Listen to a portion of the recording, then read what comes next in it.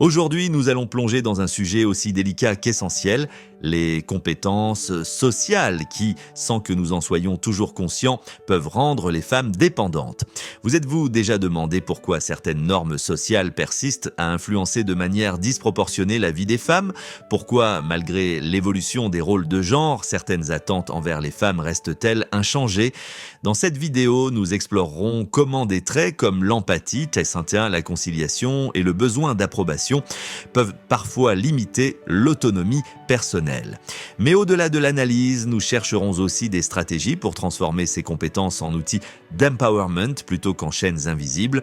Comment peut-on alors rééquilibrer ces dynamiques pour favoriser une véritable indépendance ? N'oubliez pas de cliquer sur le bouton « J'aime » si vous trouvez ce sujet pertinent et abonnez-vous à la chaîne pour ne manquer aucune de nos analyses profondes. Êtes-vous prêt à remettre en question certaines vérités et à redéfinir l'indépendance ? Alors, c'est parti pour un échange enrichissant. Restez avec nous car votre perception pourrait bien changer d'ici la fin de cette vidéo. Bienvenue dans cette exploration du piège de la perfection. Avez-vous déjà ressenti une pression incessante pour être parfaite, non seulement dans vos performances professionnelles ou académiques, mais aussi dans vos interactions sociales et vos rôles familiaux? Ce phénomène est particulièrement prononcé chez les femmes, qui sont souvent évaluées par des standards de perfection irréalistes. Pourquoi cette aspiration à la perfection est-elle si répandue parmi les femmes? La société impose souvent des normes élevées qui valorisent la perfection dans l'apparence, le comportement et les rôles sociaux. Ces attentes peuvent se transformer en un fardeau émotionnel et psychologique énorme, limitant ainsi l'autonomie personnelle des femmes. Elles se retrouvent à lutter non seulement pour atteindre leurs objectifs personnels, mais aussi pour répondre à ces critères souvent inaccessibles de perfection. Par exemple, prenons le cas de Clara, une jeune professionnelle qui se sent constamment sous pression pour exceller dans tous les domaines de sa vie. Au travail, elle vise la perfection dans chaque projet. À la maison, elle s'efforce d'être une partenaire et une mère sans faille. Cette quête de la perfection l'épuise et la prive de la liberté d'accepter l'erreur comme partie intégrante de l'apprentissage et du développement personnel. Comment Clara pourrait-elle transformer cette aspiration en un outil pour son autonomie plutôt qu'en une chaîne qui la retient? Et vous, avez-vous déjà ressenti que votre valeur dépendait de votre capacité à être parfaite? Comment gérez-vous cette pression et quelles stratégies pourriez-vous partager pour soutenir d'autres femmes dans la même situation? Pour conclure avec les mots de Simone de Beauvoir, « On ne naît pas femme, on le devient ». Cette citation nous rappelle que les rôles et les attentes imposées aux femmes ne sont pas des fatalités, mais des constructions sociales qui peuvent et doivent être remises en question. En défiant la notion de perfection, nous pouvons tous contribuer à un environnement plus émancipateur et équitable. Approfondissons le sous-titre « La communication empathique comme double tranchant, les bénéfices et les coûts de l'empathie excessive ». Dans ce segment, nous explorerons comment un trait généralement perçu comme positif peut parfois se retourner contre celle qui l'emploie le plus. Discutons de la manière dont l'empathie peut transformer les relations, mais aussi comment elle peut devenir une source de dépendance émotionnelle pour certaines femmes. L'empathie est souvent célébrée comme une pierre angulaire des relations saines et productives, permettant une compréhension profonde des émotions d'autrui. Mais qu'arrive-t-il quand cette capacité à ressentir et à absorber les émotions des autres devient trop intense? Imaginez une personne qui, à chaque fois qu'elle interagit avec autrui, ne peut s'empêcher de prendre sur elle les problèmes et les émotions de l'autre. Elle devient alors non seulement un pilier de soutien, mais aussi, malheureusement, un réceptacle des stress et des peines d'autrui. Prenons l'exemple de Sophie, une assistante sociale dont l'empathie naturelle l'a toujours aidée à établir des connexions fortes avec ses clients. Cependant, cette même empathie l'a souvent laissée émotionnellement drainée, affectant sa santé mentale et sa capacité à maintenir des frontières saines dans ses relations personnelles. Elle se retrouve dans une situation où aider les autres semble impliquer de se sacrifier soi-même. Comment Sophie peut-elle équilibrer sa volonté d'aider avec le besoin de préserver son bien-être personnel ? Avez-vous déjà été témoin ou avez-vous vécu une situation où l'empathie semble plus un fardeau qu'un cadeau ? Comment gérez-vous l'équilibre entre être empathique et protéger votre propre espace émotionnel? Les mots de l'anthropologue Margaret Mead résonnent particulièrement ici. Aider les gens à atteindre leur plein potentiel, ne les enfermez pas dans leur douleur. Cela nous rappelle que l'empathie doit être une route à double sens, non seulement sentir et comprendre la douleur des autres, mais aussi encourager et faciliter leur autonomie et leur résilience. En conclusion, bien que l'empathie soit une qualité admirable, elle nécessite une gestion prudente pour éviter qu'elle ne devienne une source de dépendance émotionnelle. Dans notre prochain épisode, nous continuerons à explorer d'autres compétences sociales et leur impact sur notre autonomie. Abonnez-vous pour ne rien manquer, partagez votre expérience avec l'empathie dans les commentaires et engageons-nous ensemble dans un dialogue enrichissant sur la manière de vivre des relations équilibrées et enrichissantes. Explorons le sous-titre « L'importance de l'approbation sociale ». Analyse de la dépendance à l'approbation et ses effets sur l'indépendance pour comprendre comment la quête de validation externe façonne les comportements et limite l'autonomie personnelle, en particulier chez les femmes. Dans nos sociétés où les interactions sociales et les impressions personnelles jouent un rôle crucial, la recherche d'approbation sociale peut devenir une puissante motivation sous-jacente. Mais quand cette quête devient-elle une entrave à notre indépendance ?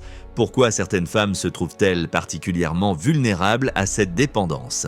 Considérez le cas de Léa, une jeune professionnelle qui ajuste constamment ses opinions et ses actions en fonction de ce qu'elle pense être socialement acceptable ou apprécié par ses collègues et amis. Sa préoccupation constante pour l'approbation des autres l'empêche de prendre des décisions basées sur ses propres désirs ou convictions.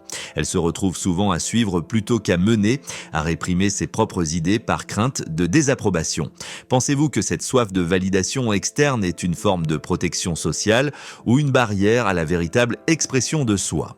Avez-vous déjà remarqué comment cette recherche d'approbation peut façonner vos choix personnels et professionnels? L'écrivain Ralph Waldo Emerson nous a avertis: pour être soi-même dans un monde qui tente constamment de faire de vous autre chose est le plus grand accomplissement. Cette citation souligne l'importance de résister à la pression de conformité pour préserver notre unicité et notre indépendance. En fin de compte, l'importance de l'approbation sociale doit être équilibrée avec la nécessité de rester fidèle à ses propres valeurs et objectifs.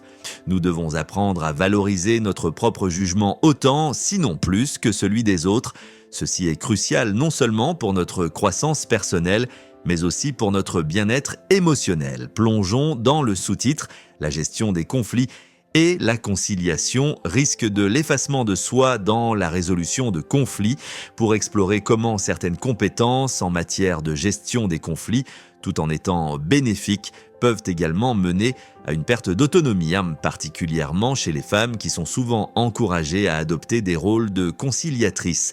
Dans de nombreuses cultures, les femmes sont socialisées dès leur plus jeune âge à être les médiatrices, celles qui lissent les angles et maintiennent la paix, souvent au détriment de leurs propres besoins et désirs. Cette attente peut mener à une compétence redoutable dans la gestion des conflits, mais elle peut aussi entraîner un risque significatif, celui de l'effacement de soi. Prenons l'exemple de Nadia, une gestionnaire d'équipe qui trouve souvent qu'en dépit de sa capacité à résoudre les conflits au travail, elle a tendance à mettre de côté ses propres opinions pour favoriser un accord général.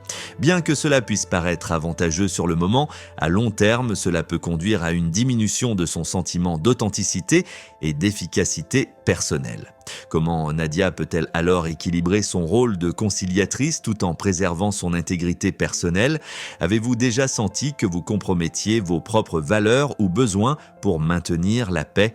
Quelles stratégies pourriez-vous envisager pour gérer les conflits sans sacrifier votre propre voix? Le philosophe Friedrich Nietzsche a écrit « Celui qui a un pourquoi pour vivre peut supporter presque n'importe quel comment ».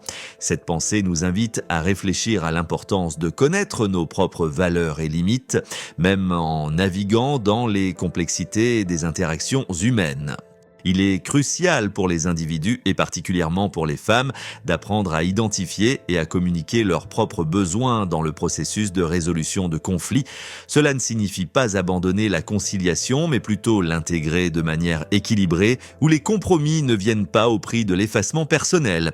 Abonnez-vous à notre chaîne pour ne rien manquer de nos réflexions sur la gestion des conflits et sur d'autres compétences sociales cruciales. Partagez vos expériences ou vos réflexions dans les commentaires ci-dessous et engageons ensemble une conversation sur la manière de vivre authentiquement tout en étant d'excellents médiateurs. Abordons maintenant le sous-titre, le rôle de soutien traditionnel, exploration du piège potentiel du rôle de caretaker, pour discuter de la manière dont les attentes traditionnelles envers les femmes dans les rôles de soutien peuvent limiter leur autonomie et contribuer à une dépendance sociale. Historiquement et encore largement aujourd'hui, les femmes sont souvent vues comme les principales fournisseuses de soins et de soutien émotionnel dans les familles et les communautés. Ce rôle de caretaker, bien qu'essentiel et respecté, comporte des pièges qui peuvent empêcher les femmes de réaliser leur plein potentiel en les confinant à des attentes de soutien continu. Prenons l'exemple d'Élise, une infirmière et mère de 3 enfants qui jongle constamment entre ses responsabilités professionnelles et familiales. Bien qu'elle trouve une grande satisfaction à aider et soutenir les autres, Élise constate souvent que ses propres besoins et aspirations passent au second plan. Ce déséquilibre peut non seulement mener à l'épuisement, mais aussi à une perte d'identité personnelle.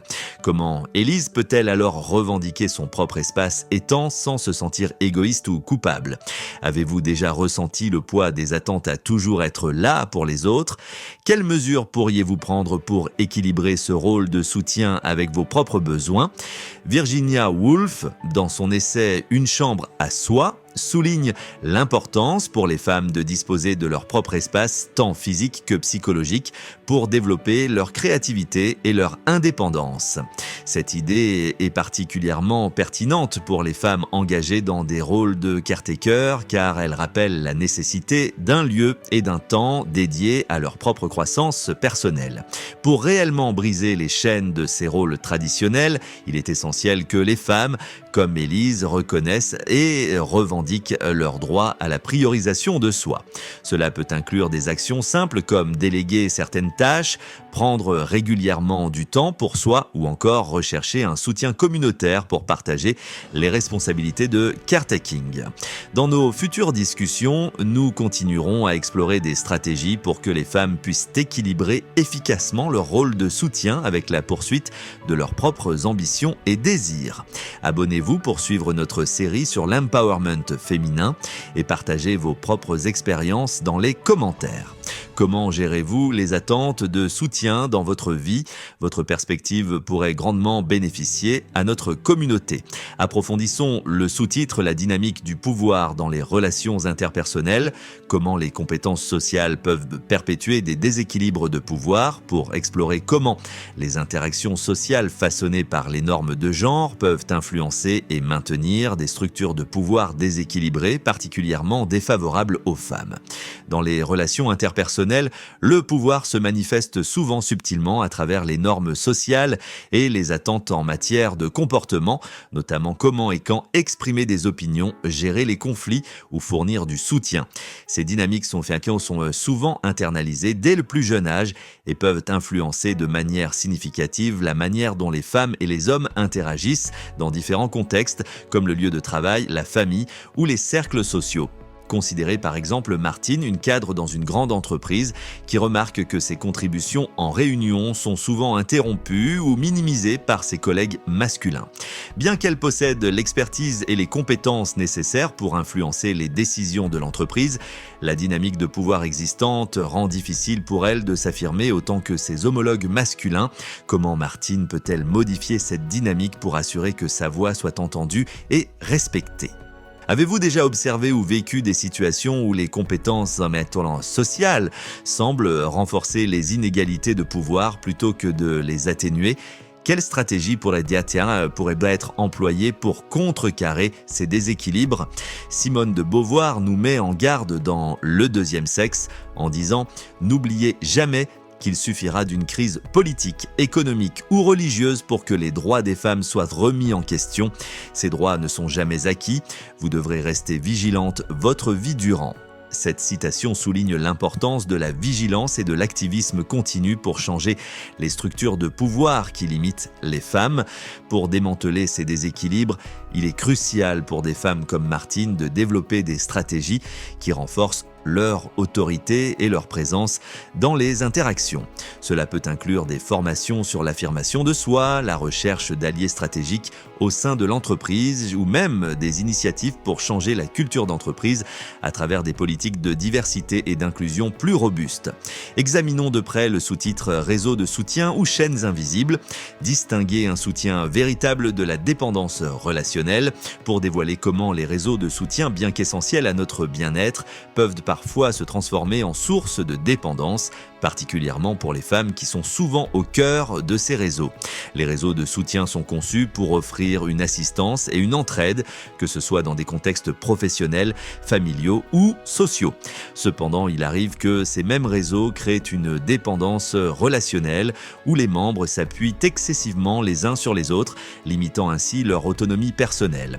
Pour les femmes en particulier qui jouent souvent le rôle de pilier au sein de ces groupes, la ligne entre soutenir les autres et se perdre soi-même peut devenir floue. Considérez le cas de Juliette qui fait partie d'un groupe de soutien pour parents célibataires.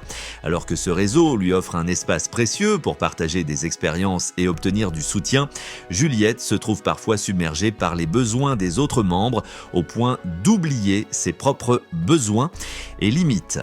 Comment Juliette peut-elle maintenir l'équilibre entre donner et recevoir du soutien sans sacrifier sa propre santé mentale et émotionnelle? Avez-vous déjà ressenti que votre réseau de soutien devenait une source de pression plutôt qu'un refuge? Quelle stratégie pourriez-vous envisager pour maintenir des limites saines tout en restant une partie active de ces réseaux? La psychologue Carol Gilligan, dans ses travaux sur l'éthique du soin, nous rappelle l'importance d'une voie différente qui inclut l'attention aux relations, mais aussi la reconnaissance de soi. Selon elle, prendre soin de soi est tout aussi important que de prendre soin des autres, une leçon essentielle pour ceux qui se retrouvent enchaînés par les demandes incessantes de leur réseau de soutien. Pour naviguer efficacement dans ces eaux parfois troubles, il est crucial pour des individus comme Juliette de développer des compétences en communication assertive, d'apprendre à dire non quand nécessaire et de chercher un équilibre entre aide et autopréservation. Il peut également être bénéfique de diversifier ses sources de soutien en s'assurant que l'on reçoit de l'aide dans un cadre qui respecte nos limites personnelles. Dans les prochaines discussions, nous explorerons d'autres façons de renforcer notre indépendance tout en bénéficiant d'un réseau de soutien. Abonnez-vous pour ne rien manquer de nos analyses et partagez vos expériences personnelles dans les commentaires. Comment gérez-vous les frontières dans vos propres réseaux de soutien? Approfondissons le sous-titre « Stratégie pour cultiver l'autonomie, développement de compétences sociales renforçant l'indépendance personnelle » pour explorer comment les individus, attaqués notamment les femmes, peuvent accroître leur autonomie à travers le développement ciblé de compétences sociales. L'autonomie personnelle est fondamentale pour la croissance individuelle et l'émancipation. Cependant, pour de nombreuses femmes, les normes sociales et les rôles traditionnels peuvent souvent limiter cette autonomie. Heureusement, il existe des compétences sociales spécifiques qui peuvent aider à renforcer l'indépendance et l'autodétermination. Prenons l'exemple de Sarah, une entrepreneure qui a découvert que renforcer sa capacité à négocier efficacement a non seulement amélioré son entreprise, mais aussi sa confiance en elle. En apprenant à mieux communiquer ses besoins et à défendre ses intérêts, Sarah a pu établir des relations plus équilibrées tant dans sa vie professionnelle que personnelle. Comment pouvez-vous, comme Sarah, utiliser des compétences de communication pour renforcer votre propre autonomie? Avez-vous déjà envisagé quelles compétences sociales pourraient vous aider à devenir plus indépendant? Quelles méthodes pourriez-vous appliquer pour développer ces compétences dans votre propre vie? La psychologue sociale Carol Dweck offre un éclairage pertinent ici avec son concept de mentalité de croissance. Elle suggère que le simple fait de croire en la possibilité de développement personnel peut déclencher une transformation qui renforce l'autonomie. Adopter cette mentalité implique de voir les compétences sociales non pas comme des traits fixes, mais comme des capacités pouvant être développées avec du temps et des efforts. Pour cultiver une plus grande autonomie, il est essentiel de pratiquer l'assertivité, la négociation et la résilience face aux échecs. Des ateliers, des cours en ligne ou même des coachings peuvent être d'excellentes ressources pour acquérir et affiner ses compétences. Par ailleurs, son point médian, s'entourer de modèles et de mentors qui illustrent l'autonomie dans leur comportement quotidien peut également s'avérer inspirant et instructif. Dans nos prochaines vidéos, nous continuerons à explorer d'autres stratégies pratiques pour renforcer l'indépendance à travers le développement de compétences sociales. Abonnez-vous à notre chaîne pour suivre notre série sur l'autonomie et n'hésitez pas à partager dans les commentaires les compétences que vous trouvez les plus utiles pour promouvoir votre indépendance. Et voilà, nous arrivons à la fin de notre exploration des compétences sociales qui peuvent parfois limiter l'autonomie des femmes. Nous avons couvert des sujets variés allant du piège de la perfection à l'importance de l'approbation sociale. Et j'espère que ces discussions vous ont non seulement informé mais aussi inspiré à réfléchir sur vos propres expériences et interactions. Si cette vidéo vous a touché ou si vous avez des questions, n'hésitez pas à les partager dans les commentaires ci-dessous. Votre retour est très important pour nous et peut aider à enrichir cette conversation cruciale. Partagez également cette vidéo avec des amis ou des membres de la famille qui pourraient bénéficier de ces insights. N'oubliez pas de cliquer sur le bouton j'aime si vous avez trouvé cette vidéo utile et de vous abonner à notre chaîne pour ne pas manquer nos prochaines discussions. Nous avons encore beaucoup à explorer ensemble et votre soutien nous aide à continuer à produire du contenu qui fait la différence.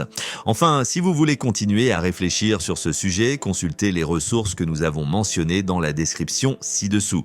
Elles vous offriront des outils supplémentaires pour développer votre autonomie et repenser les dynamiques de pouvoir dans vos relations. Merci d'avoir regardé et à très bientôt pour une nouvelle vidéo.